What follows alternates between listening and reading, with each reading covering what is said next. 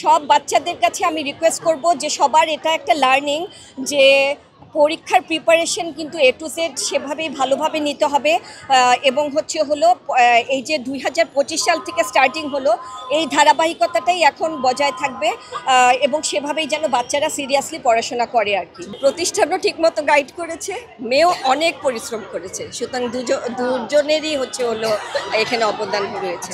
আমার মেয়ে হলো সবসময় মানে আমরা ছোটবেলা থেকে চেষ্টা করেছি যে ওর বেসিকটা তৈরি করে দেওয়ার জন্য, যাতে ও হলো সবসময় পড়ার প্রতি একটা আগ্রহ তৈরি করে দিয়েছি এবং সে জানি ভালো কিছু করে, জীবনে প্রতিষ্ঠিত হয়, জীবনে একটা কিছু হয়ে দেখাতে পারে।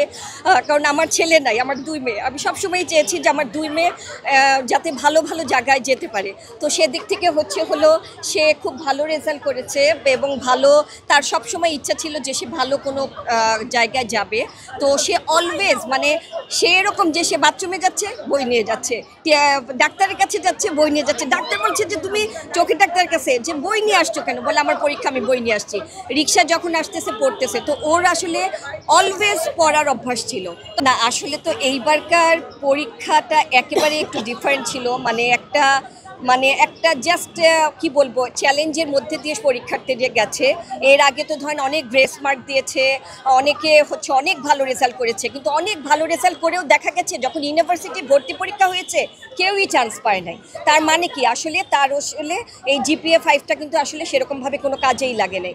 এইবার আমি মনে করি যারা সত্যিকারভাবে ভালো রেজাল্ট করবে তারা আসলে ভালো জায়গাতেই ভর্তি হতে পারবে। International Standard University, New Dimensions in Education.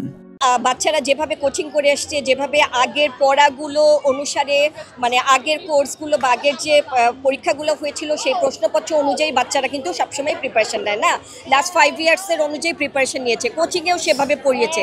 কিন্তু এবার কিন্তু প্রশ্ন অনেক ভিন্ন ধরনের আসছে, অনেক আনকমন জিনিস আসছে, যে কারণে বাচ্চারা কিন্তু মানে প্রশ্নপত্র দেখেই অনেক ঘাবড়িয়ে গিয়েছে। তারপরে আবার প্রশ্ন অনেক ধরনের ভুল ছিল, সেই ভুলগুলো সলভ করতে করতে দেখা গেছে যে সময় কমে গেছে, উত্তর মিলছে না, বাচ্চারা একদম পাজল হয়ে গেছে। পরের ভালো উত্তরগুলো, সঠিক উত্তরগুলো তারা পাজল হয়ে ভুল দিয়েছে। এরকম কিন্তু বিভিন্ন ধরনের হলো বাচ্চারা চ্যালেঞ্জের সম্মুখীন হয়েছে।